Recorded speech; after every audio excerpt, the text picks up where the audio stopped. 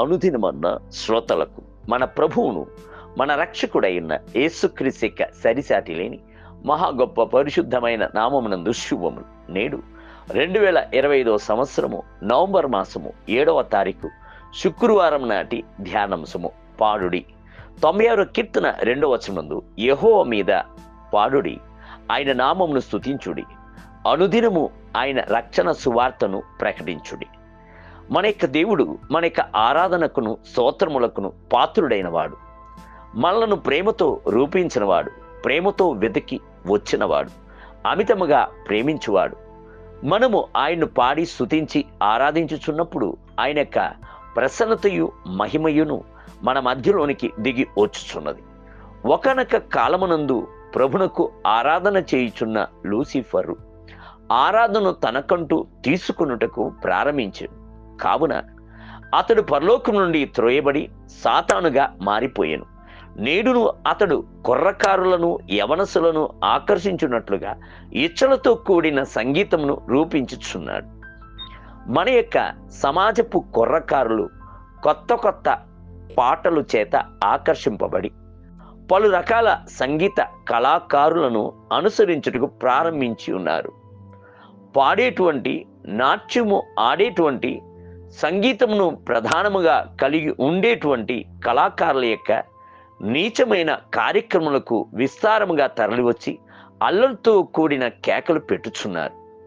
ప్రస్తుత కాలమునందు విడుదల చేసేటువంటి అనేక సంగీతములను, పాటలను అపవిత్ర ఆత్మలను రప్పించుచున్నదిగాను, సాతానును మహిమ పరిచేటి వంటిదిగాను అమర్చబడి ఉన్నాయి.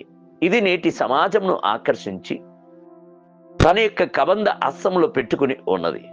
విదేశాల యందు ఓయాసిస్ అను వాద్య బృందమును పేరుగాంచిందై ఉండెను. దీని యొక్క అధినేతగా ఉన్న లియం కళాకార్ అనువాడు మాట్లాడుచున్నప్పుడు, మేము యేసు కంటే పేరును గాంచిన వారమై ఉన్నాము. యేసు ప్రభువుకు వచ్చిన విస్తారమైన ప్రజల కంటే మాకు అత్యధిక సంఖ్యలో ప్రజలు వచ్చుచున్నారు. మా యొక్క అభిమానులు మమ్ములను దేవుని కంటే ప్రాముఖ్యపరచుచున్నారు అని చెప్పారు. తమ్మును సృష్టించి తమ్మును ప్రేమించుచున్న ప్రభువును వారు తృణీకరించి ఉన్నారు. ఆయనే నిత్య న్యాయాధిపతి అనియు ఆయన యొక్క న్యాయ తీర్పునకు ఎదుట ఒక దినమున నిలబడవలసినది వచ్చును అను సంగతిని గ్రహించని వారై ఉన్నారు. భక్తిహీనులైన పాపులు తనకు విరోధముగా చెప్పిన కఠినమైన మాటలన్నిటిని గూర్చి వారిని ఒప్పించుటకును ప్రభు తన వేవేల పరిశుద్ధుల పరివారముతో వచ్చును. కావున అంత్యకాలంలోనికి వచ్చి ఉన్న దేవుని బిడ్డలమై ఉన్న మనము ప్రభువును స్తుతించి ఆరాధించి ఆయన యొక్క రాకడకు సిద్ధపడదుముగాక. ప్రభువును స్తుతించుటకును పాడుటకును ఆరాధించుటకును దైవికమైన రాగములను ఆయన అనుగ్రహించి ఉన్నాడు. మనము అనుదిన ధ్యానము చేయుచున్నప్పుడు లేఖన వచనంతో కూడిన కొన్ని పాటలను పాడి ఆనందించుదుముగాక. కొన్ని పాతకాలపు కీర్తన గీతములు ఎంతటి లోతైన అర్థమును కలిగినవై ఉన్నాయి కదా. క్రైస్తవ అనుభవంలో నుండి ఆనందించి రుచి చూచి వ్రాయబడిన దైవదాసులు యొక్క పాటలు అవి.